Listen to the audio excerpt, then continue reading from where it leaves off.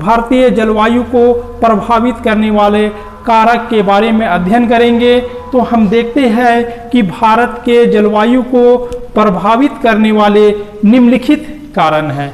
उसमें से एक नंबर देखते हैं अक्षांश, 2 नंबर ऊंचाई, 3 नंबर जल तथा स्थल का वितरण, 4 नंबर समुद्र तल से दूरी, 5 नंबर समुद्र तल से ऊंचाई, 6 नंबर ऊंचावच, 7 नंबर पश्चिम जेठधारा, पूर्वी जेठधारा और पश्चिम चक्रवातीय विक्षोभ।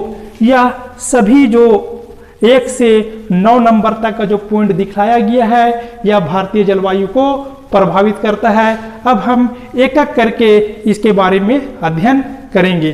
तो भारतीय जलवायु को प्रभावित करने वाला जो प्रथम कारक है, प्रथम कारण है, यह हम जानेंगे अक्षांश।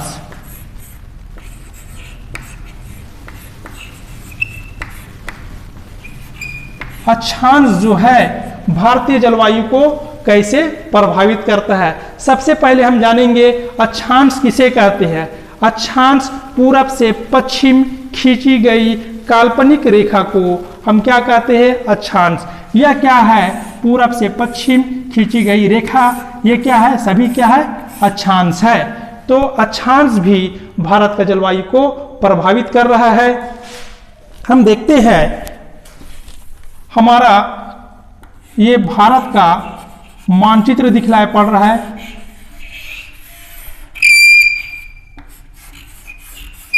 और भारत के मध्य से होकर देखो ये भारत का मानचित्र बन गया और भारत के मध्य से होकर कर्क रेखा गुजर रहा है। ठीक है, कर्क रेखा हमारा 23.5 डिग्री उत्तरी गोलार्ध में स्थित है और कर्क रेखा भारत को 2 बराबर भागों में डिवाइड कर दिया, बांटने का काम किया। अब देखते हैं कि तुम्हारा कर्क रेखा से नीचे का भाग, यानी भारत के नीचे हम देखेंगे ये हमारा क्या है, 0 डिग्री है। 0 डिग्री मतलब क्या हो गया, ये हमारा भूमध्य रेखा, भूमध्य रेखा हमारा क्या है 0 डिग्री में। और भूमध्य रेखा क्षेत्रों में टेम्परेचर क्या है, गर्मी अधिक पड़ता है। यहां तक क्लियर है। हम देखते हैं कि भारत का जो मानचित्र बनाए और भारत के बीचों बीच से तुम्हारा क्या है, कर्क रेखा गुजर रहा है। तुम्हारा कर्क रेखा के दक्षिण का भाग जो है यहां पर तुम्हारा उष्णकटिबंधीय जलवायु मिलेगा। यहां पर उष्णकटिबंध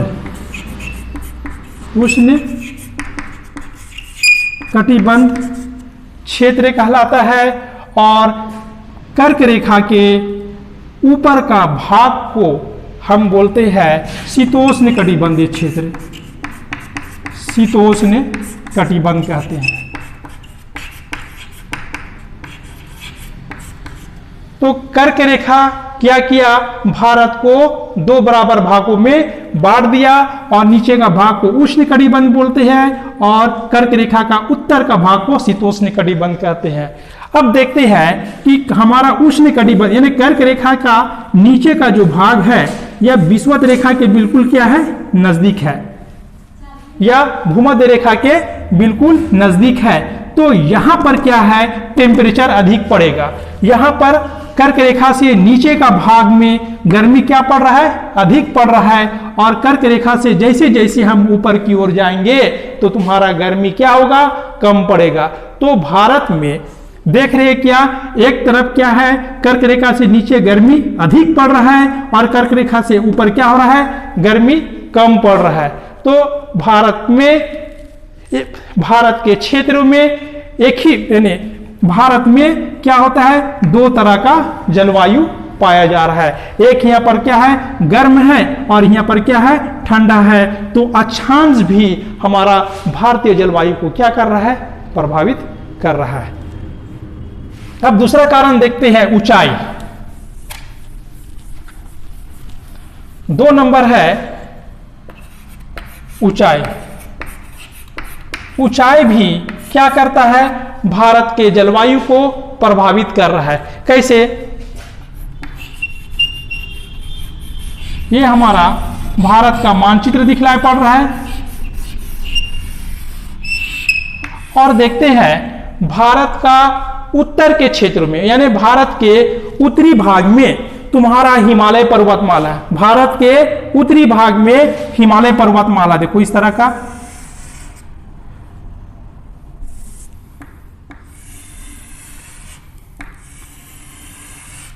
भारत के उत्तर क्षेत्र में क्या है? हिमालय पर्वतमाला है, ऊंचे ऊंचा क्षेत्र है। जबकि भारत के दक्षिण का क्षेत्र में नीचे कोस्टल क्षेत्र है, तटीय क्षेत्र है। देखो ये नीचे का ये क्या है? तटीय क्षेत्र है। यहां पर तुम्हारा बंगाल की खाड़ी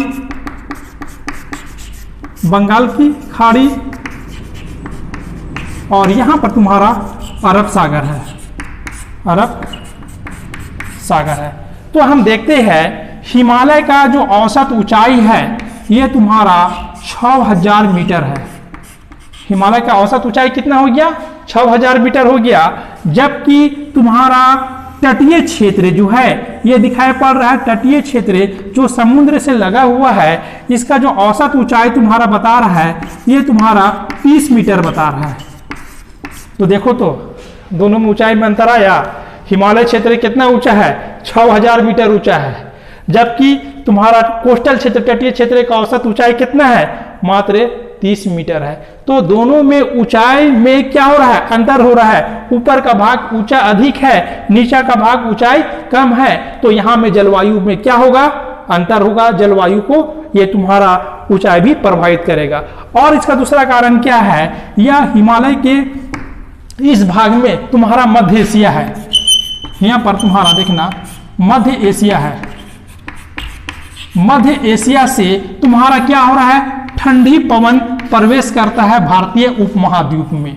ये भारतीय उपमहाद्वीप में देखना ये क्या है? ठंडी पवन क्या हो रहा है? एंट्री करना चाह रहा है, मगर हिमालय पर्वतमाला उसे अंदर घुसने से रोक दे रहा है। देखो हिमालय पर्वतमाला क्या है?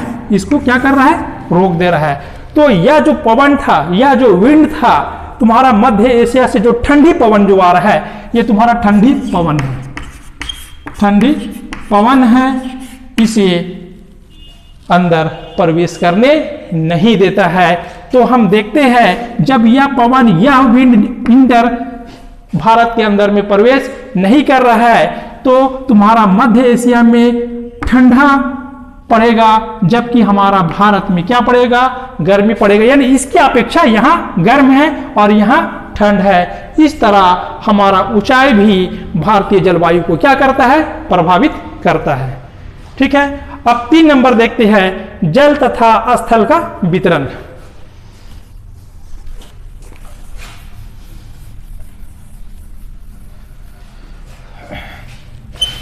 तीन नंबर है जल तथा स्थल,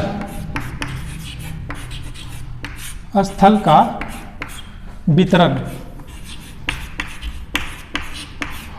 देखना हमारा धरातल में क्या है? जल भी है और स्थल भी है।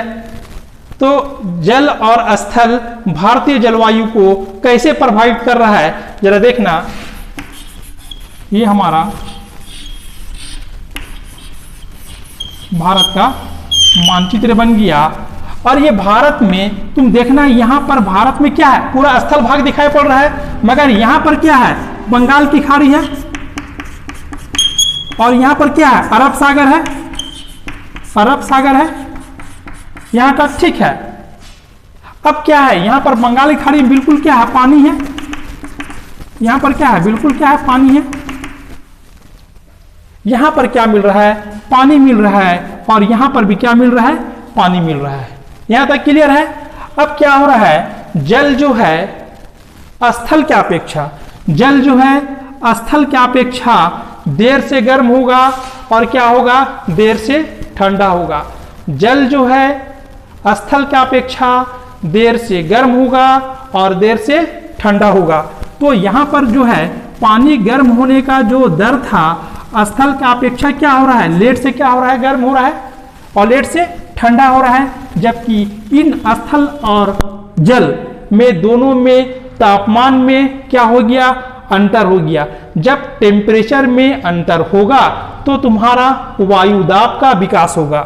तापमान में अंतर के कारण वायु दाब का विकास हुआ। क्या हो गया, वायु दाब का विकास हुआ। तो वायु दाब का जब विकास होगा, एक तरफ क्या हो जा रहा है, जहां गर्मी अधिक है तो एक तरफ लो प्रेशर बनेगा, तो एक तरफ क्या बनेगा, हाई प्रेशर बनेगा। तो वायु दाब में अंतर के कारण भी भारतीय जलवायु को क्या करता है, प्रभावित करता है। ठीक है, अब 4 नंबर देखते हैं, समुद्र तल से ऊंचाई।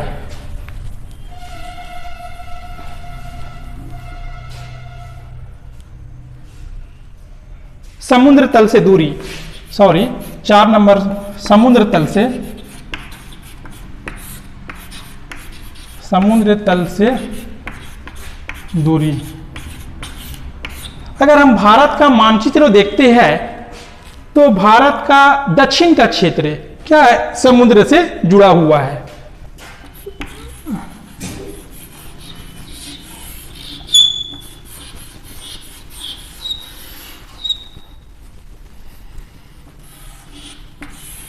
ठीक है, यहां पर तुम्हारा क्या हो गया, बंगाल की खाड़ी हो गया, बंगाल की खाड़ी, और यहां पर तुम्हारा क्या हो गया, अरब सागर हो गया। ठीक है, अब समुद्र तल से दूरी, समुद्र तल से दूरी ये भी भारतीय जलवायु को प्रभावित कर रहा है। देखना कि ये तुम्हारा बंगाल की खाड़ी के नजदीक में जो तटीय इलाका है, ये तटीय इलाका दिखाई पड़ रहा है, इसे हम कोस्टल क्षेत्र बोलेंगे। अरब सागर के इस क्षेत्र का ये जो भाग है तटीय क्षेत्र है।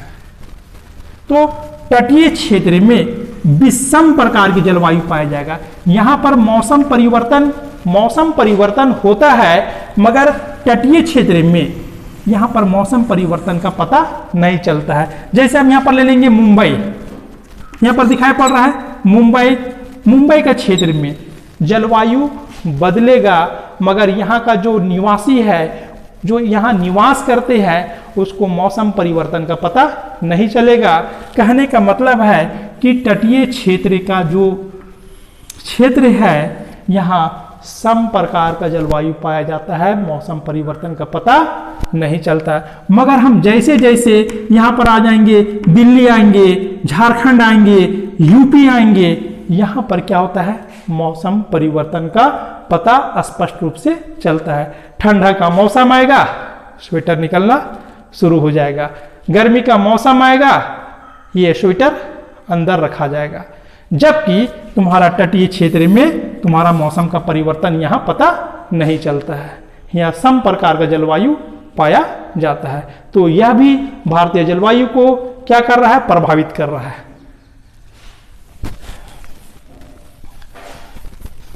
5 नंबर है समुद्र तल से ऊंचाई। 5 नंबर समुद्र तल से ऊंचाई। अब क्या है, समुद्र तल से ऊंचाई भी भारतीय जलवायु को प्रभावित कैसे करता है। हम देखते हैं कि जब हम 165 मीटर के ऊंचाई पर जाते हैं, 165 मीटर के ऊंचाई पर जाते हैं, तो 1 डिग्री सेल्सियस तापमान घट जाता है। 165 मीटर के ऊंचाई पर हम जाएंगे तो तुम्हारा क्या है, 1 डिग्री सेल्सियस तापमान क्या हो जाता है, घट जाता है। ऊपर जाएंगे तापमान घटेगा, नीचे जाएंगे तापमान बढ़ेगा। जब हम 32 मीटर के गहराई पर जाते हैं, 32 मीटर के गहराई पर मतलब नीचे जाएंगे, तो 1 डिग्री सेल्सियस तापमान क्या हो जाता है, बढ़ जाता है। तो हमारा भारत में क्या है, कहीं पर्वत है, कहीं मैदान है, तो कहीं पठार है। तो ऊंचा क्षेत्र में तापमान क्या होगा, घटेगा, नीचा क्षेत्र में तापमान क्या होगा, बढ़ेगा। ऊंचाई में अंतर के कारण जलवायु में भी क्या हो जाता है, अंतर हो जाता है। अगर हम झारखंड में निवास करते हैं, अगर हम नेतरहाट में अगर देखते हैं तो नेतरहाट में क्या लगता है हमको, ठंडा लगेगा। जब हम नेतरहाट से जब नीचे आएंगे तो क्या होगा, गर्मी लगता है। तो ऊंचाई के साथ में क्या होता है, तापमान में भी यानी जलवायु में भी अंतर देखने को मिलता है, यानी जलवायु को भी क्या करता है, प्रभावित करता है। अब अगला पॉइंट आते हैं 6 नंबर ऊंचावच।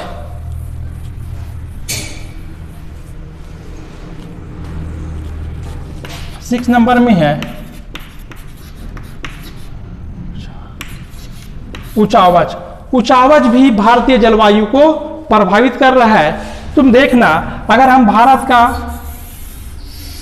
ये क्षेत्र में देखें, प्रायद्वीपीय इन क्षेत्रों में देखते हैं तो कहीं हमारा धरातल ऊंचा है तो कहीं हमारा धरातल नीचा है, कहीं हमारा पर्वत है तो कहीं पठार है तो कहीं मैदान है। अगर हम देखते हैं पर्वतीय क्षेत्रों में, ये मेरा क्या है, पर्वतीय क्षेत्र दिखाया हुआ है और यहाँ पर क्या होता है, हवा का प्रभाव आ रहा है, विंड का प्रभाव हो रहा है।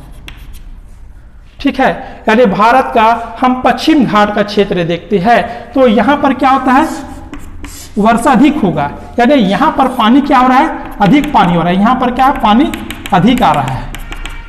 ठीक है, क्यों पानी अधिक आ रहा है, क्योंकि हवा विंड क्या हो रहा है, पवन भिमुखी क्षेत्र, इसको बोलेंगे, ये पर्वत के इस क्षेत्र को बोलेंगे पवन भिमुखी। पवन भिमुखी क्षेत्र में पानी क्या हो रहा है, खूब आ रहा है। जबकि पवन किन क्षेत्रों में, जबकि पवन विमुखी क्षेत्रों में पानी क्या हो रहा है, बहुत कम आ रहा है या नए के बराबर आ रहा है, क्योंकि इसका वृष्टि छाया में पड़ जाता है। तो इस तरह ऊंचावच भी हमारा भारतीय जलवायु को स्पष्ट रूप से क्या करता है, प्रभावित करता है। ठीक है, इसका सबसे अच्छा एग्जाम्पल है पश्चिम घाट क्षेत्र में देख सकते हैं, हम असम के क्षेत्र में देख सकते हैं। ठीक है, 7 नंबर है पश्चिम जेठ धारा और पूर्वी जेठ धारा। पश्चिम जेठ धारा और पूर्वी जेठ धारा को एक ही साथ समझने का कोशिश करते हैं। 7 नंबर पश्चिमी जेठ धारा, पश्चिमी जेठ धारा, नाम तो सुने हैं, पश्चिम जेठ धारा, पूर्वी जेठ धारा। ठीक है, अब जरा देखते हैं डायग्राम की ओर।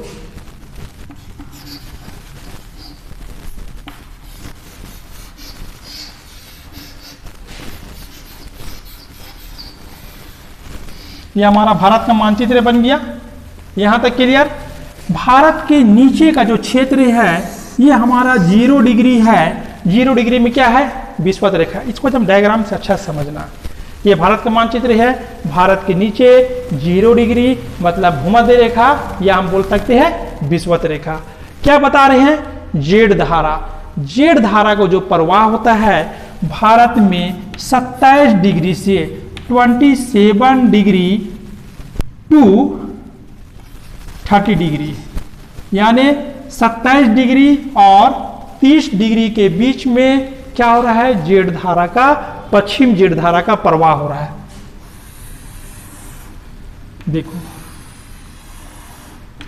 ये क्या है, पश्चिम जेठ धारा है। पश्चिम जेठ धारा का प्रवाह कितना डिग्री में होता है, तो क्या बोलेंगे, 27 डिग्री से 30 डिग्री के बीच में। कितना ऊंचाई में चलता है, यह भी परीक्षा में क्वेश्चन पूछा हुआ है, तो क्या बोलेंगे, 12,000 मीटर। कितना ऊंचाई में, 12,000 मीटर, या बोल सकते हैं 12 किलोमीटर। पश्चिम जेठ धारा का प्रवाह कितना डिग्री में, 27 से 30 डिग्री के बीच में। कितना ऊंचाई में, 12,000 मीटर या 12 किलोमीटर बोलेंगे। यहां तक ठीक है। अब देखते हैं यह क्षोभ मंडल में प्रवाहित हो रहा है। देखना, ये जो दिखाई पड़ रहा है ये पश्चिम जेठ धारा, ये क्या है, क्षोभ मंडल में प्रवाहित हो रहा है, क्षोभ मंडल में, ठीक है। और यह सालों भर प्रवाहित होता है, सिर्फ ग्रीष्म ऋतु के मौसम में छोड़कर। यह क्या हो रहा है, सालों भर प्रवाहित हो रहा है, ग्रीष्म ऋतु में नहीं। जेठ धारा 27 से 30 डिग्री के बीच में जेठ धारा रहता है, गर्मी के मौसम में नहीं। तो कहां चला जाता है, ये ग्रीष्म ऋतु में जो जेठ धारा है ये शिफ्ट कर जाता है ऊपर में। तिब्बत का पठार, यहां पर देखना, तिब्बत का पठार जो है, तिब्बत के पठार के ऊपर में ये क्या आ गया, जेठ धारा यहां पर शिफ्ट कर गया, ठीक है। तो यह जगह क्या हो गया, खाली हो गया। अब जो पश्चिम जेठ धारा जो यहां पर था 27 से 30 डिग्री के बीच में था, यह कहां चला गया, ऊपर चला गया। कौन सा मौसम में, तो क्या बोलेंगे, ग्रीष्म ऋतु में। ग्रीष्म ऋतु में इसका जो स्पीड है 110 यानी 110 किलोमीटर प्रति घंटा, 110 किलोमीटर प्रति आवर के गति से यह क्या हो रहा है, इसका प्रवाह हो रहा है। शीत ऋतु में इसका प्रवाह 184 किलोमीटर प्रति आवर की गति से क्या होता है, प्रवाहित होता है। कौन, तो क्या बोलेंगे, पश्चिम जेठ धारा। पश्चिम जेठ धारा गर्मी के मौसम में इसका स्पीड 110 किलोमीटर, ठंडा के मौसम में 184 किलोमीटर, गर्मी के मौसम में ये पश्चिम जेठ धारा तिब्बत के पठार के ऊपर में शिफ्ट कर गया, यहां पर आ गया, शिफ्ट कर गया ना। अब ये स्थान खाली हो गया, तो ये स्थान खाली हो गया तो यहां पर देखना तुरंत क्या हो जाता है, पूर्वी जेठ धारा का विकास हो जाता है। ये तुम्हारा पूर्वी जेठ धारा है, पूर्वी जेठ, देखना पूर्वी जेठ धारा अस्थाई नहीं है बल्कि क्या है, अस्थाई है। पूर्वी जेठ धारा का विकास ओरिजिन कब हो रहा है, जब हमारा पश्चिमी जेठ धारा गर्मी के मौसम में कहां आ गया, ऊपर आ गया, तब हमारा पूर्वी जेठ धारा का क्या हो जाता है, विकास हो जाता है। तो यह जगह खाली हो गया। अब यहां पर देखना, यहां पर क्या होता है, आई विषुवत रेखा के टी सी जेड जोन है, I T C Z zone है। ग्रीष्म ऋतु में या गंगा के मैदान के क्षेत्र में शिफ्ट कर जाता है। गर्मी के मौसम में जब तुम्हारा पश्चिम जेड धारा यहां से तुम्हारा यहां आ गया तो आई टी सी जेड रेखा जो है यहां पर टी सी जेड यहां पर शिफ्ट कर जा रहा है। कौन सा मौसम में, तो हम क्या बोलेंगे, ग्रीष्म ऋतु में। जब ठंडा का मौसम आएगा तो आई टी सी जेड अपने स्थान पर आ जाएगा और यह जो पश्चिम जेड धारा था ऊपर तिब्बत के पठार के ऊपर में है वो तुम्हारा क्या हो जाएगा, नीचे आ जाएगा, ठीक है। तो हमारा आई टी सी जेड भी समझिए ये कैसे ऊपर आया और कैसे नीचे गया, और तुम्हारा पूर्वी जेड धारा का भी विकास भी कैसे उत्पत्ति हुआ ये भी हम समझ गए। अब जरा यहाँ पर देखते हैं तो यह जलवायु को कैसे प्रभावित कर रहा है। पूर्वी जेठ धारा और पश्चिम जेठ धारा, ये पश्चिम जेठ धारा जो है ना ये पछुआ पवन के प्रभाव में भी आ जाता है। यहां तक ठीक है। अब जरा एक चीज समझने का है कि जो आई टी सी जेड जो रेखा था यहां पर तुम्हारा दक्षिण पूर्वी व्यापारिक पवन है, ठीक है। कौन सा है, दक्षिण पूर्वी व्यापारिक पवन। जब आई टी सी जेड रेखा ऊपर की ओर, उत्तर की ओर, गंगा की मैदान की ओर जब शिफ्ट कर जाता है तब तुम्हारा यह पवन विषुवत रेखा को पार करके तुम्हारा भारत में ऐसे प्रवेश करता है। इसे ही हम बोलते हैं दक्षिण पश्चिम मानसून। इसी का साथ में दक्षिण पश्चिम मानसून का क्या हो जा रहा है, उत्पत्ति हो जा रहा है और हमारा भारतीय जलवायु को क्या करता है, पूरा के पूरा ये प्रभावित करता है। तो कैसे भारतीय जलवायु को प्रभावित किया, जब आई टी सी जेड रेखा ग्रीष्म ऋतु में ऊपर शिफ्ट कर गया तब यहां पर जो व्यापारिक पवन था दक्षिण पूर्वी व्यापारिक पवन या विषुवत रेखा को पार करके कोरियलिस बल के कारण दाहिनी ओर मुड़ जाता है, इसे ही हम बोलते हैं आगे बढ़ता मानसून या दक्षिण पश्चिम मानसून, और यह भारतीय जलवायु को क्या करता है, प्रभावित करता है। ठीक है, आप लोग इसे उतार लीजिए। अब 9 नंबर है पश्चिम चक्रवातीय विक्षोभ।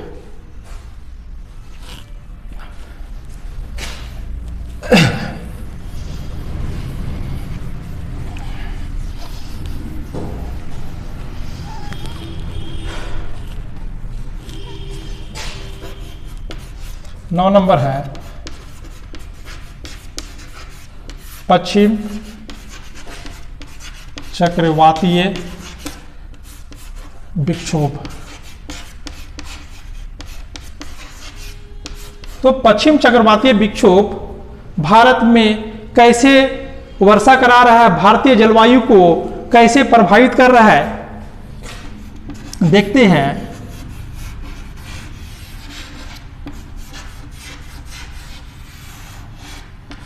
ये हमारा भारत का मानचित्र बन गया, और पश्चिम चक्रवातीय विक्षोभ का उत्पत्ति भूमध्य सागर क्षेत्र में होता है। भूमध्य सागर यहां पर देखना, हमारा भारत का वेस्टर्न क्षेत्रों में, पश्चिम क्षेत्रों में यहां पर तुम्हारा भूमध्य सागर है, भूमध्य सागर। ये क्या हो गया, भूमध्य सागर के क्षेत्रों से किसका उत्पत्ति हो रहा है, पश्चिम चक्रवातीय विक्षोभ का उत्पत्ति हो गया। उत्पत्ति होने के बाद यह तुम्हारा किधर की ओर बढ़ रहा है, देखो तो पूरब की ओर आगे निकलते जा रहा है। मगर जैसे आगे जा रहा है ना, यहां पर रास्ता में कैस्पियन सागर मिल जाता है। क्या मिल जाता है, कैस्पियन सागर, कैस्पियन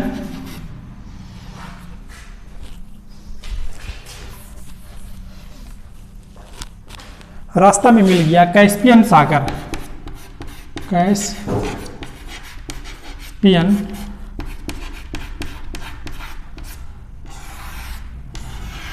देखो, पश्चिमी चक्रवाती विक्षोभ की उत्पत्ति कहां हुआ, भूमध्य सागर से उत्पत्ति हुआ।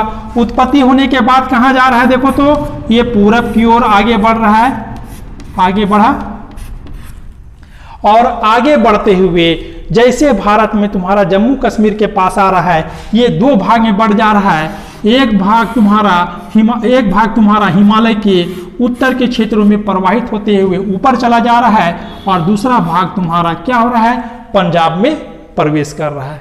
देखना, ये तुम्हारा पंजाब में प्रवेश कर गया। पश्चिम चक्रवातीय विक्षोभ तुम्हारा शीत ऋतु में, जब भी इसका ओरिजिन होगा, कौन सा मौसम होगा, शीत ऋतु में, याद रखना, शीत ऋतु में इसका उत्पत्ति हो रहा है। और पंजाब के क्षेत्रों में देखना, ठंडा के मौसम में अक्टूबर और नवंबर माह में तुम्हारा क्या कराता है, वर्षा करा देता है। और इसका प्रभाव तुम्हें झारखंड में भी क्या होता है, देखने को मिलता है। तो पश्चिम चक्रवात का प्रभाव उत्पत्ति कहां से हुआ, तो क्या बोलेंगे, भूमध्य सागर से पूरब की ओर बढ़ा। रास्ता में कौन सा सागर मिला, कैस्पियन सागर मिला। कैस्पियन सागर से क्या लिया, आर्द्रता लिया। फिर कहाँ गया, वो आगे की ओर बढ़ा। कितना भाग में बढ़ गया, 2 भाग में। एक भाग कहाँ चला गया, हिमालय के उत्तर क्षेत्र में चला गया। दूसरा भाग कहाँ गया, तुम्हारा पंजाब में प्रवेश किया। पंजाब में जब प्रवेश करेगा तो पंजाब में क्या हो जाएगा, ठंडा के मौसम में, शीत ऋतु में क्या हो जाएगा, वर्षा करा देगा। और जब वर्षा होगा तो गेहूं का फसल के लिए, रबी फसल के लिए क्या होगा, लाभदायक होता है। रबी फसल का उत्पादन क्या हो जाता है, बढ़ जाता है, अच्छा हो जाता है। और इसका प्रभाव क्या होता है, जैसे जैसे आगे बढ़ते चला जाएगा, इसका आर्द्रता कम होते चला जाएगा, वर्षा भी क्या होगा, कम होते चला जाएगा। मगर इसका प्रभाव कभी कभी हमें झारखंड में भी देखने को मिलता है। परीक्षा में ये भी पूछता है, देखना, तमिलनाडु में भी कभी क्या हो जाता है, ठंडा के मौसम में पानी आ जाता है तमिलनाडु का बेल्ट में। तो तमिलनाडु का बेल्ट में पानी आ रहा है ना, तो ये तो लौटता मानसून से हो रहा है। कैसे हो रहा है, तमिलनाडु में पानी आएगा ठंडा मौसम में, अक्टूबर नवंबर में, तो लौटता मानसून से होगा। जबकि अक्टूबर नवंबर में या शीत ऋतु में पंजाब में जो पानी आएगा तो ये किसके कारण होगा? पश्चिम चक्रवातीय विक्षोभ के कारण क्या हो जाता है? वर्षा हो जाता है। यह सारा पॉइंट जो बतलाया गया है यह भारतीय जलवायु को क्या करता है? प्रभावित करता है। इस तरह आज हमारा जलवायु का, भारतीय जलवायु को प्रभावित करने वाले कारक कंप्लीट हो गया। अब अगला क्लास में अब भारत का मानसून के बारे में, मानसून का आगमन, मानसून कैसे बैक होता है, आप देखिएगा। ये आपको क्लास कैसा लगा कमेंट बॉक्स में मुझे ज़रूर बताइएगा। और वीडियो अच्छा लगता है तो लाइक, सब्सक्राइब, शेयर जरूर कीजिएगा।